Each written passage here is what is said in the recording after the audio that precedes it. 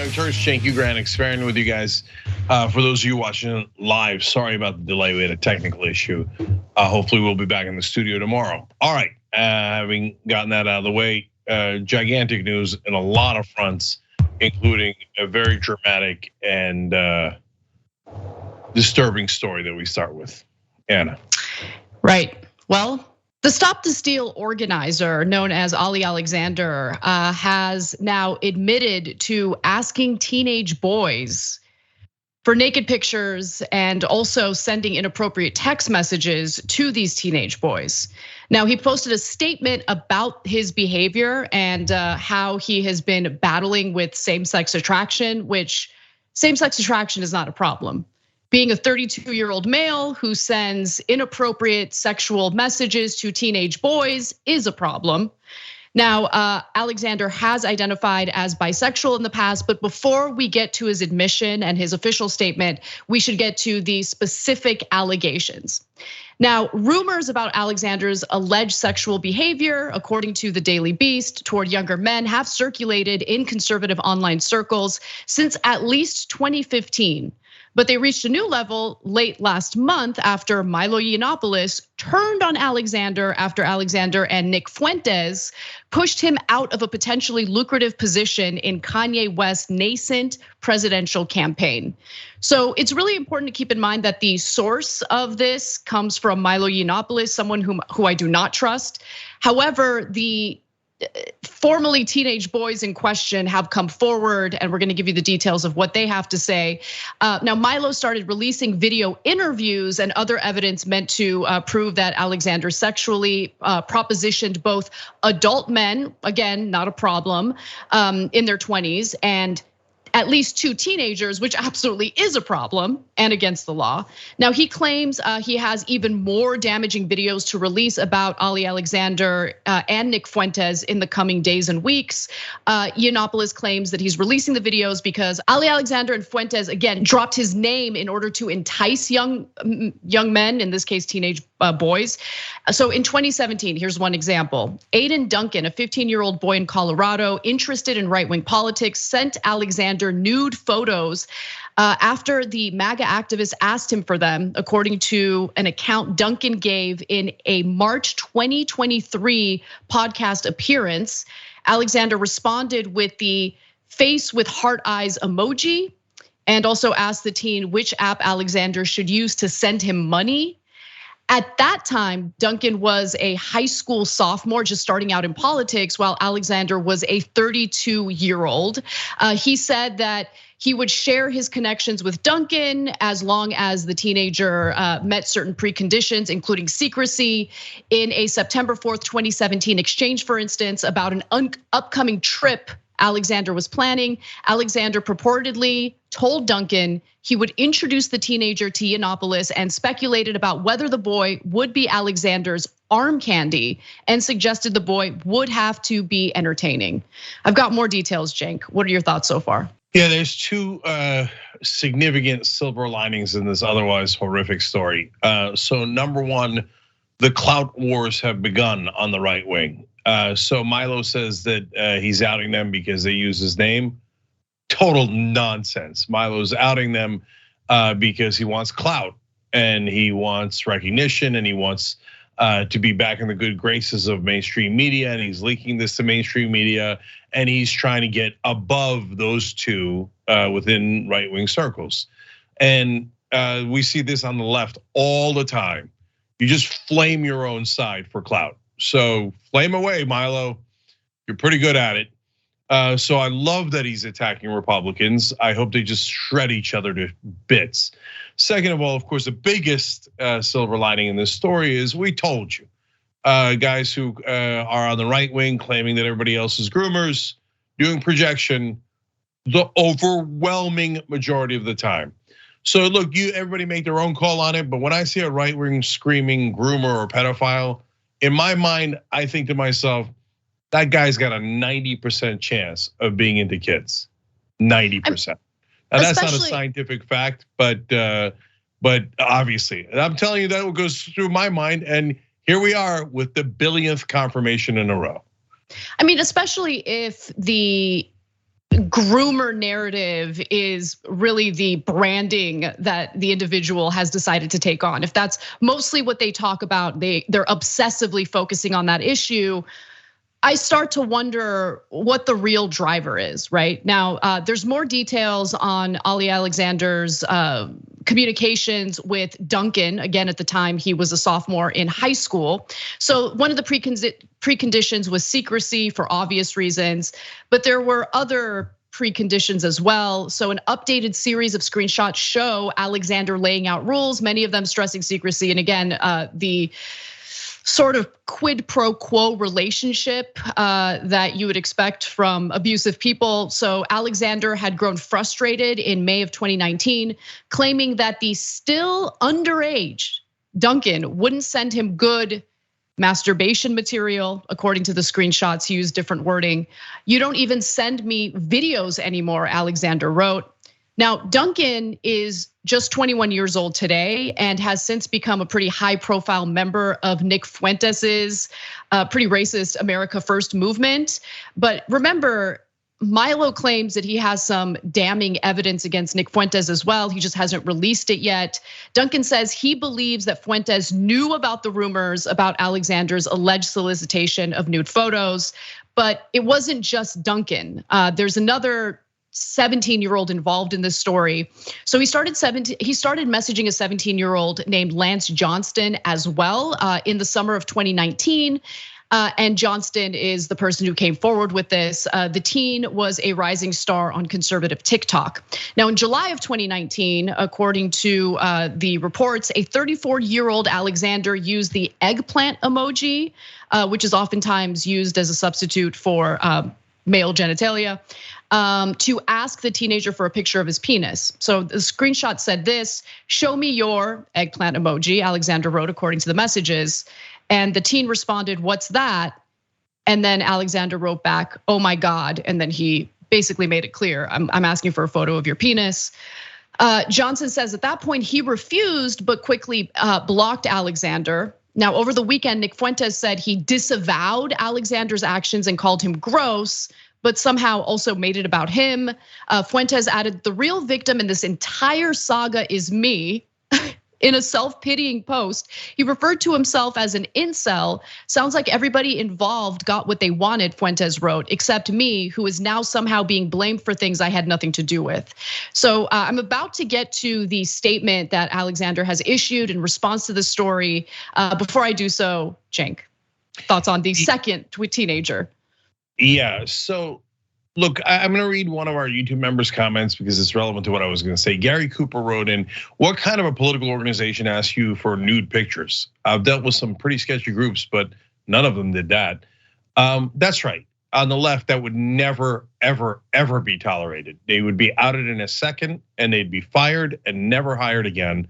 Now, on the right, it apparently is so common that they think, well, I guess this is standard operating procedure and this is how you get ahead in the world. One of the 15-year-olds was like, and to be fair, by the way, of course, he's 15, he doesn't really know anything yet, so he's even more impressionable, naive, etc. But he thought it was normal. But if you're thinking, why did he think that it was normal, other than the grooming that Ali Alexander apparently did? But remember, Matt Schlapp also would ask for sexual favors. We've now covered Dennis Hastert, the former Speaker of the House for the Republicans, a pedophile, convicted, etc. Like, we've now covered dozens of stories of Republicans who asked young boys for sexual favors. So there's some chance that if you're a Republican, you think that's pretty normal. And that's part of why they do the projection. Look, it's not that all of the Republican followers or even the most extreme Republican followers, or even QAnon, I've said this before, some of the adherents of QAnon actually suffered from sexual harassment or sexual assault. So that's why they think it's unfortunately too normal and that everybody's doing it because they went through it, right? But then there's people who actually do it themselves. There are the groomers, the pedophiles, etc. And they do it to so many people. And if you're in that kind of culture, it becomes like sickeningly normalized. And to us that are not in that right-wing culture, it seems shocking. To them, they're accusing everyone of projection nonsense, of accusing everybody of grooming and pedophile and sleeping with kids nonstop. Because in their world, apparently that kind of stuff happens all the time. So, I mean, you show me a right-wing leader and I'll show you someone who's, they're talking about social issues like this and accusing others with no evidence. I guarantee you I can show you someone that has those thoughts running through their head 24/7. That's why they think it's so normal.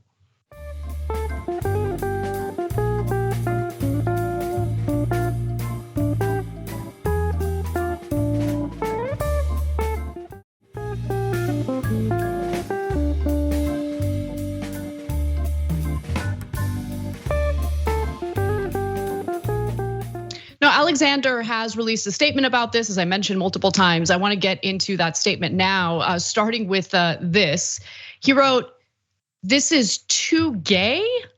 I apologize for any inappropriate messages sent over the years. Forgive me. While having repented before God and confessed at church, I want my supporters and those involved to hear my apology today."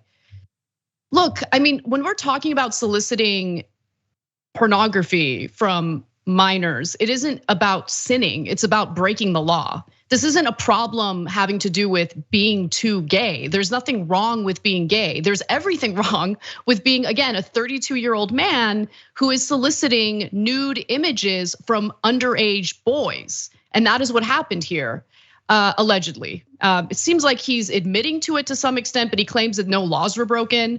Now he continues to write this: "When I've flirted or others have flirted with me, I've flexed my credentials or dropped corny pickup lines. Other times, I've been careless and should have qualified those coming up to me, to my identities during flirtatious banter at the start." And then he says, "Nothing unlawful has occurred." Although again, if he is soliciting those nude images from teenagers, something unlawful absolutely did occur. Seeing false claims alongside real messages is a deceptive technique. All of this is designed by a literal predator to take advantage of admitted sins and hurt my allies. One recent individual attacked me before recanting parts to hide their own sexual identity struggles. Others have been fake accusers or literal honeypots eager to frame me. And somehow he follows up all those excuses with this final statement: "There are no excuses. I'm going to use my resources and counsel to help causes I support or sue some people. But my faith is in the future and new people leading our movements. I won't be a distraction or ruin my years of personal progress." So Cenk, did you find that statement convincing? No, not at all, except for one part. So his admissions tell you all the story, all that you need to know, right? So the one part that he's right about it is the guy targeting him is also a predator, Milo. In fact, he got in trouble for defending pedophilia. And now all of a sudden he's pretending to be concerned about it. I'm telling you, this is a way of him trying to get back into the good graces of the right wing, mainstream media, etc. Milo's trying to get back in the game by outing people that largely agree with him that pedophilia is no big deal. So, and did Milo use deceptive practices? I would be shocked if he didn't. He has every single time. That's why I don't believe every detail of the story. Whenever Milo's leaking, I mean, you should question every part of the story. Do not believe that it's 100% true. And Daily Beast doesn't have the best track record of fact checking. I'm just gonna lay that out there. I mean, you attack someone that's against the establishment, and the Daily Beast is not gonna overly fact check your story, okay? So, but like I said, even if every part of the story isn't true, Ali Alexander's basically admitted to the devastating parts anyway, so it makes it moot. Remember, Milo was driven from the right wing because on Roga's podcast, he admitted that he didn't think that pedophilia was that big a deal.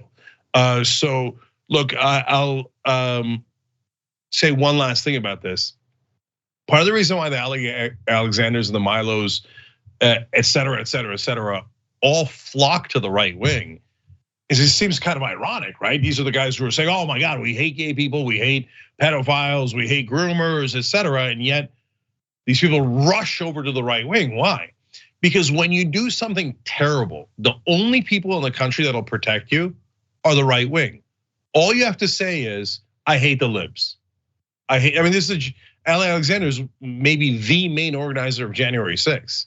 And so all you have to do, I mean, I don't know what race he is, et cetera, doesn't matter. He's like, I hate the same people you hate. And the right wing's like, oh, we love you, brother. It doesn't, oh, you're sending nude pictures and getting nude pictures from underage people. Nobody even cared until Milo wanted to start a clout war, right? I mean, look at what they say. They say, oh yeah, the right wing leaders all knew this. Since of course, did they know about Match Slap? Probably. Did they know about all of their pedophiles? Probably. Jim Jordan protected a pedophile when he was a coach on the wrestling team and in college. I mean, they're used to protecting pedophiles and they are used to protecting monsters on their side. So if you've done something wrong, you run to the right wing. So it's not at all surprising that that's where Ali Alexander wound up. Oh, sorry, one more thing. This whole thing of like, oh, I was battling bisexuality, I was battling my demons. The real problem is being gay. No, you idiot, you absolute moron monster. No, the problem is you're suppressing who you really are. And once you suppress it, it comes out in super ugly ways. Because you think, well, what difference does it make? I'm underground anyway, I might as well do these terrible things. And what difference does it make? All my right-wing monster friends will support me no matter what I do, and will pretend the other side is doing it. So, I hope those kids are okay. And the fact that Ali Alexander got caught and then all the right-wing monsters are fighting each other overall is terrific news. We're gonna take a brief break. When we come back, we'll talk a little bit about a billionaire donor to the Republican Party now pulling his support from Ron DeSantis. We'll explain why when we come back.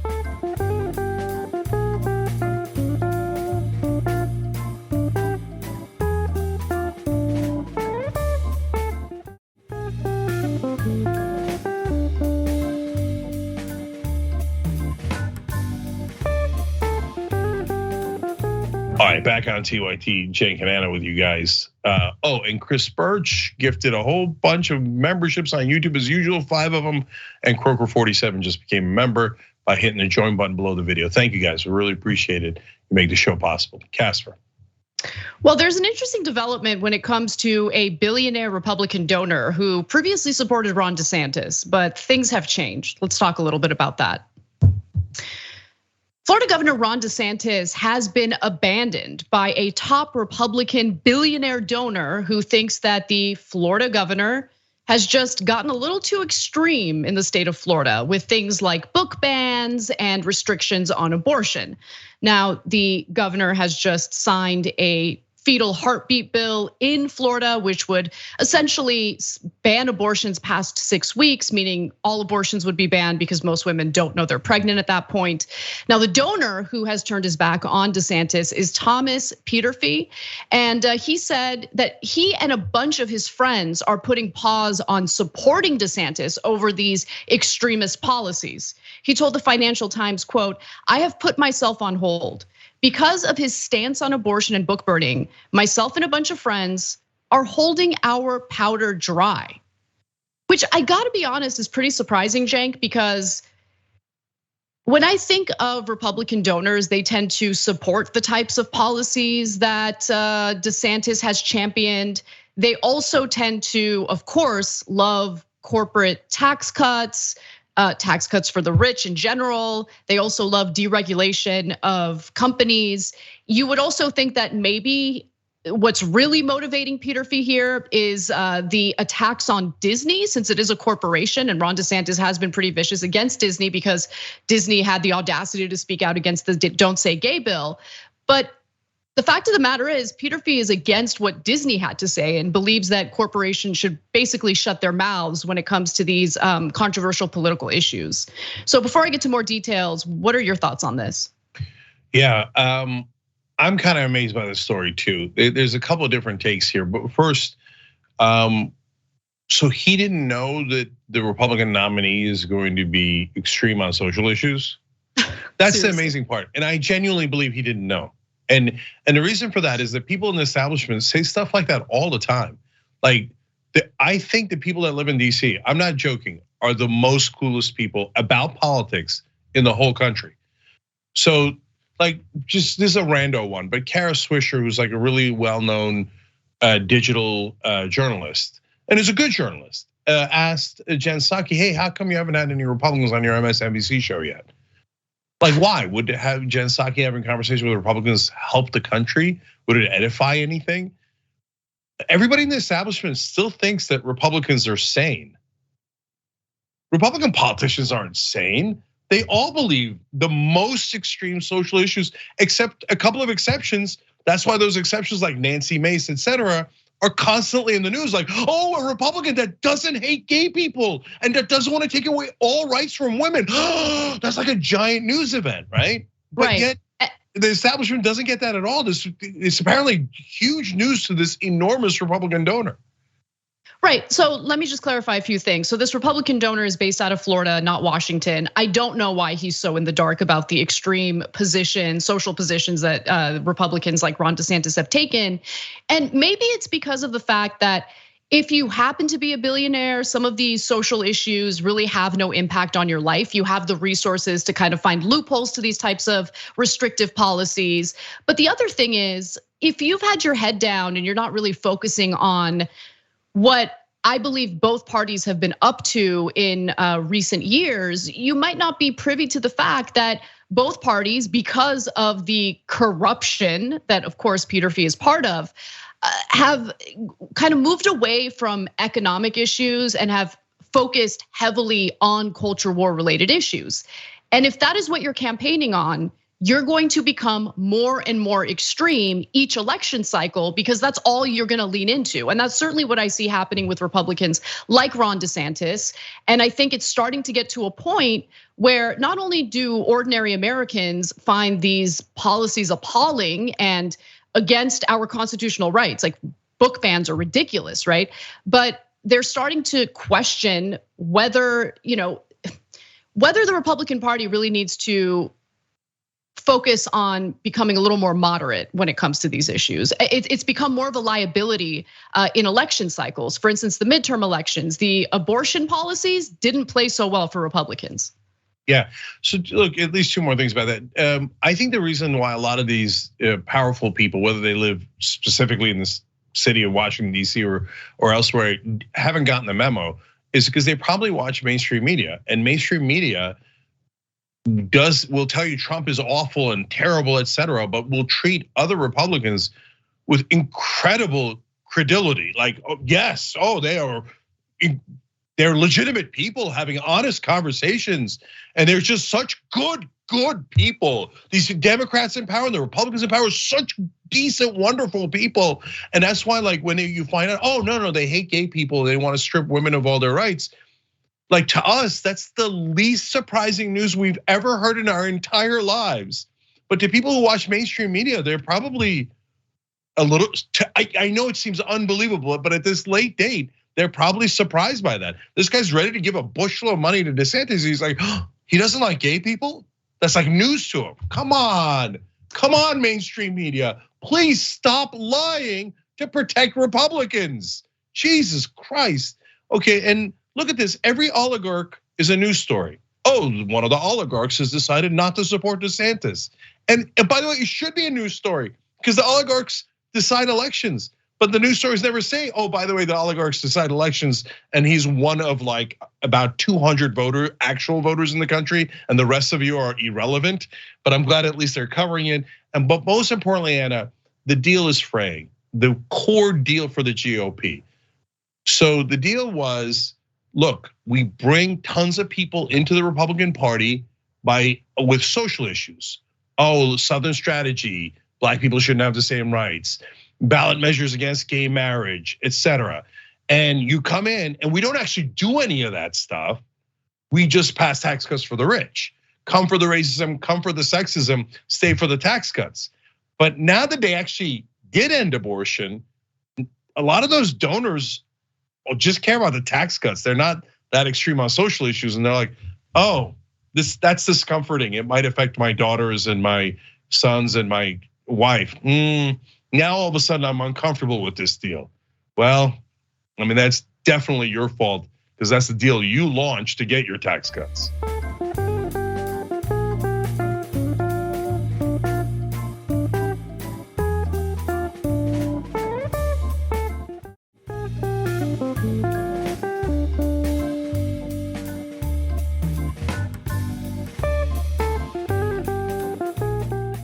And there might be other motivating factors for this billionaire donor, because if you're willing to shell out tens of millions of dollars in each election cycle, you probably don't want to back the candidate who is less likely to win the Republican nomination. And so he told the Financial Times that he has lost more and more faith that Ron DeSantis could beat Donald Trump in the primaries.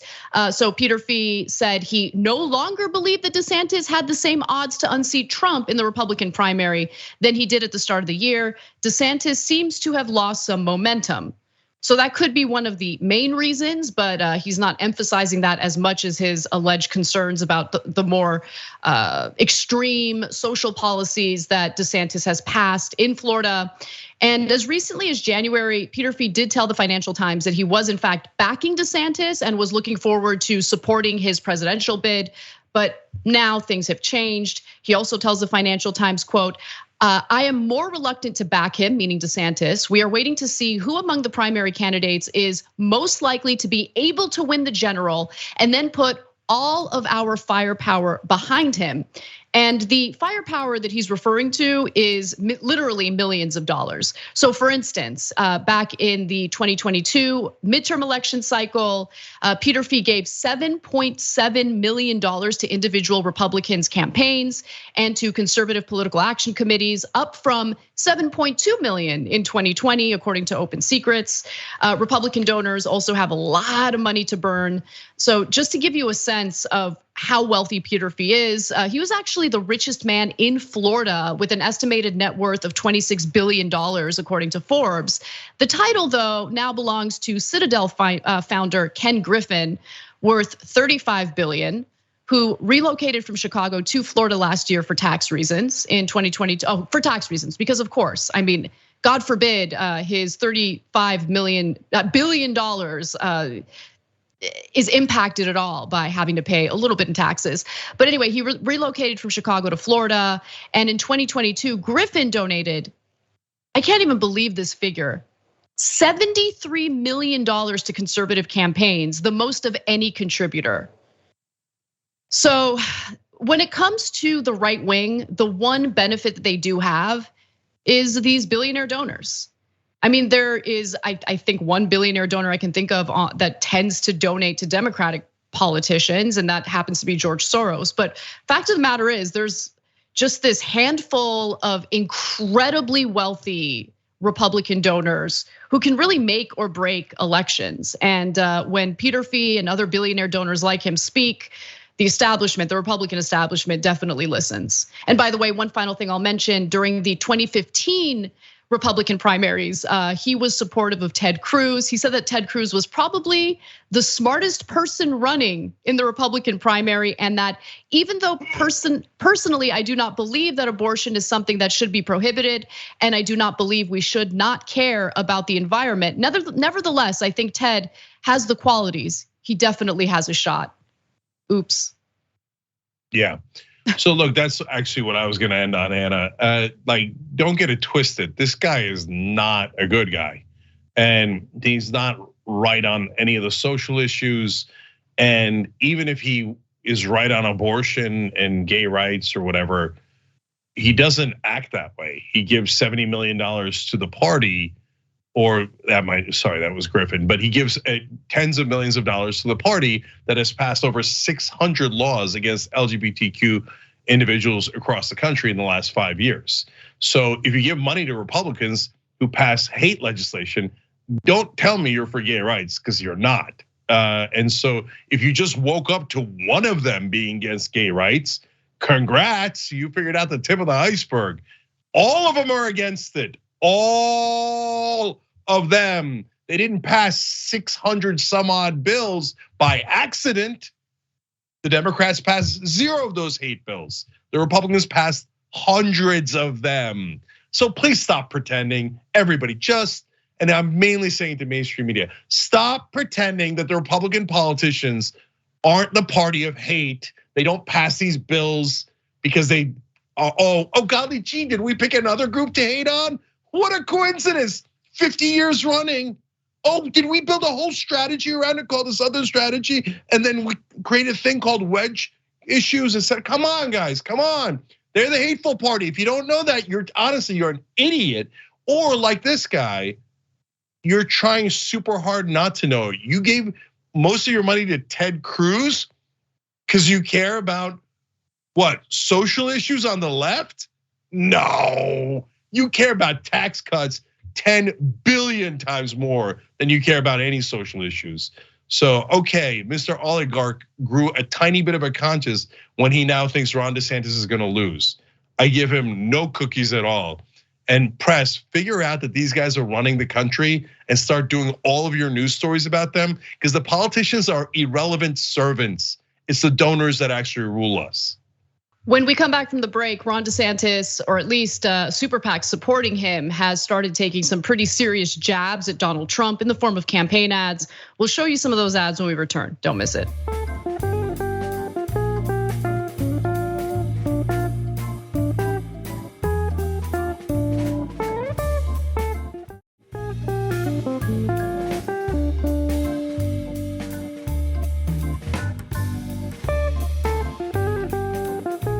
All right, back on TYT. Cenk, Anna, Dixon Rand, Jimmy Coggs, and Aiden Weiss, and Sharon Reddy is an American hero for upgrading to premium. You could upgrade through the join button below the video on YouTube as well. You could also upgrade through tyt.com/join. We appreciate it, guys. Casper. Let's get to the next story. Trump promised NRA members he'd have their back. But when Second Amendment rights came under attack, Trump abandoned us and stood with liberal Democrats. You guys, half of you are so afraid of the NRA. We have to fight them every once in a while. That's okay. Some of you people are petrified of the NRA. You can't be petrified. They have great power over you people. They have less power over me. You just watched a portion of an anti-Trump ad that was released by a pro-Ron DeSantis super PAC called Never Back Down. And it's accusing Donald Trump of apparently being a gun grabber, even though there was nothing done to strengthen gun laws under his watch. In fact, we're starting to see DeSantis and his allies basically take some pretty massive jabs at Trump. I think the pro-NRA, pro-gun ad is the strongest one I've seen yet. So why don't we watch a little more of it and I'll explain what the reality is. That is why I have called for red flag laws. Or like take the firearms first and then go to court. I like taking the guns early. Take the guns first, go through due process. He and I introduced another assault weapons bill. Diane, you have some very good ideas. Diane, if you could add what you have also, and I think you can, into the bill. Yeah. Joe, are you ready? Can you do that? Joe, can you do that? Pat, can you add? If you help. Well, no, I'll help, but can you add what Amy and what Diane have? Can we add them in? We're talking about rules and regulations for purchasing. We're talking about changing an age from 18 to 21. I mean, I say that it should all be at 21. They do strong background checks. We're getting rid of the bump stocks. Trump cut and run like a coward. Trump, the gun grabber, doesn't deserve a second chance. Okay, so I'm definitely amused by that ad. I think that it's probably the harshest one or the harshest attack I've seen from DeSantis's camp toward Trump.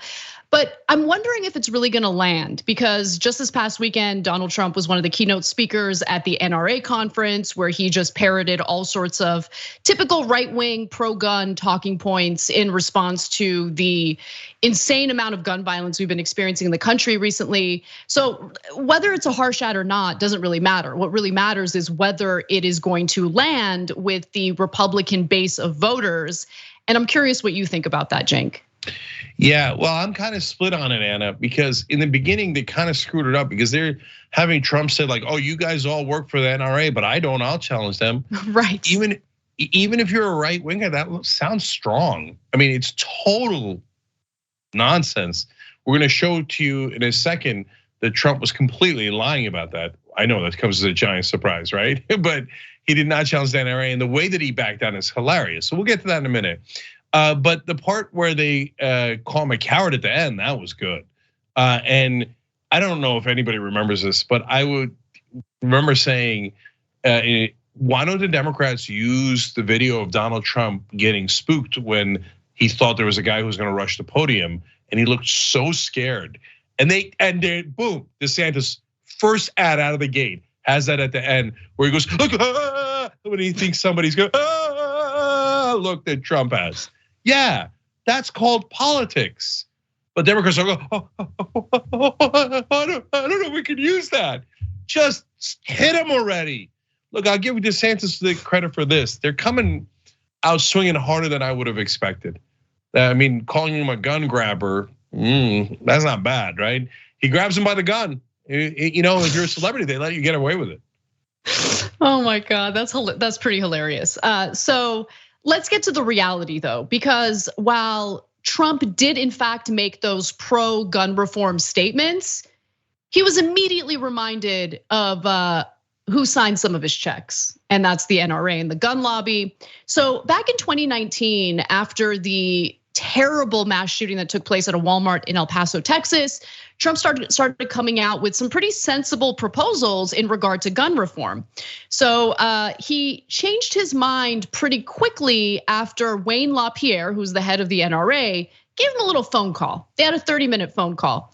At the time, the New York Times reported on it, writing that Trump spent at least 30 minutes on the phone with Wayne LaPierre, the chief executive of the NRA, the latest conversation in an aggressive campaign by gun rights advocates to influence the White House in the weeks since the back-to-back mass shootings in Texas and Ohio.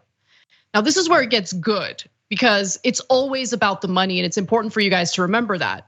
The call ended the way LaPierre had hoped it would, with Trump espousing NRA talking points in the Oval Office and warning of the radical steps he said Democrats wanted to take in violation of the Second Amendment. Now, mind you, he was on tape saying that he wanted to work with Dianne Feinstein and with other Democrats in passing things like an assault weapons ban, strengthening background checks, possibly some red flag laws. But the president's remarks also demonstrated how the NRA, which spent $30 million on Trump's campaign in 2016 and stuck with him when other Republicans wavered in their support, still wields great influence over the White House. And at the time, Wayne LaPierre also tweeted about that. And immediately Donald Trump was like, oh, that's right, that's my daddy. That's right, I have to listen to him. So It was actually pretty pathetic. And I remember covering that story, and I remember saying, there's no way Trump's gonna do that. He's gonna get a call from Wayne LaPierre, and he's gonna buckle the next day. And that's exactly what happened. And the good news about it is that Trump has such verbal diarrhea that we knew that he would say the reason why he buckled, okay? And he did. So I found the quote from that time. So he says, oh, I'm gonna challenge the NRA, man. I'm not owned like you guys. And then LaPierre calls him and he's like, okay, I'll do anything you want, He's actually a bitch. So DeSantis should attack him on being like owned by these donors, but of course he won't because he's also owned by the donors. Anyway, exactly. And the Democrats won't either because they're also owned by the donors. It's so frustrating. Anyway, here's what Trump said after the call with the NRA. A lot of the people that put me where I am are strong believers in the Second Amendment, and I am also. Okay, so all of a sudden, he talks to him and goes, hey, remember how we gave you $30 million last time? You orange-headed buffoon. And Trump goes, I'm sorry. And then he comes back in and he's like, I remember they're strong backers of mine. Like, you didn't remember that last time, schmuck? He did this twice. He did it after Parkland early on in his term, and then he did it in that particular case that we've been telling you about. And every time the buffoon forgets what his policy position is, he accidentally says like, I guess we should protect kids. We don't want them murdered, right? Hey, good instinct, good instinct. Then he goes and talks to his donors and he's like, right, I forgot our official position is kids getting murdered, no big deal, as long as I get 30 million bucks. Hey, DeSantis, why don't you be honest about that? Oh, right, you take bribes from the NRA too. Exactly. Now, the final thing I want to mention in regard to this ongoing feud between Trump and DeSantis is that while DeSantis has, or at least a pro-DeSantis PAC has rolled out the first pretty harsh, pretty good attack ad, I'm questioning whether DeSantis is willing to get mired in the muck, if he's willing to hit below the belt the way that Trump is. Because Trump is pretty vicious himself. far more vicious. At least he's proven himself to be far more vicious in the past. And he put out his own ad attacking DeSantis, and it targets DeSantis over something that I find hilarious. Let's watch. Ron DeSantis loves sticking his fingers where they don't belong. And we're not just talking about pudding.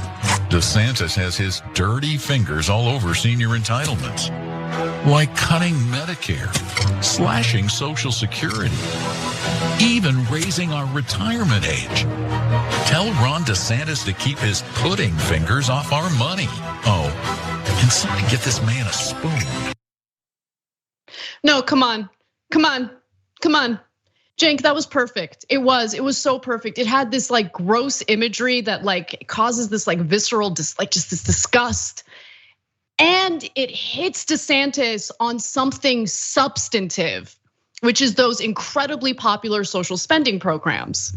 So if I had to vote on which ad I think is more vicious, I'd go with the pudding one. 100%. It's exactly what I said on the air when we covered it. That is a killer ad. It triggers the number one thing for a conservative mind. Number two is fear. Number one is disgust. It looks disgusting. It calls them pudding fingers, and then on top of that, bringing up Social Security and Medicare. And again, I'll draw your attention to the fact that Democrats lost to Ron DeSantis by 20 points. They couldn't make one ad like this, not one ad like this, when he was running for governor in Florida just a little while ago. The Democrats are the worst political party of my lifetime that I've ever seen anywhere in the world. But yes, Trump in his first ad does an ad against DeSantis that is 10,000 times more devastating than any Democratic ad against him. And so far in these ad wars, Trump is definitely winning on that ad alone, but I am surprised that DeSantis is hitting him a little bit harder than I would have expected. So let's see what DeSantis has in store in the future. But for now, man, that pudding ad is incredible. We're gonna take our break a little early. When we come back for the second hour of the show, we'll talk about how Nancy Mace is really positioning herself as a moderate Republican, especially when it comes to issues pertaining to gun reform and abortion restrictions. Later on in the show, we will also lighten things up and talk about a woman who has opted to live in a cave. And even though she's in Spain, she is a true American hero for people like me. That and more coming up.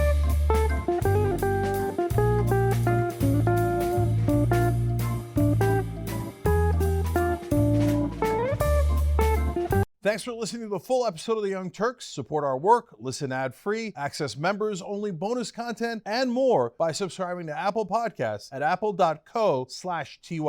I'm your host, Cenk Uygur, and I'll see you soon.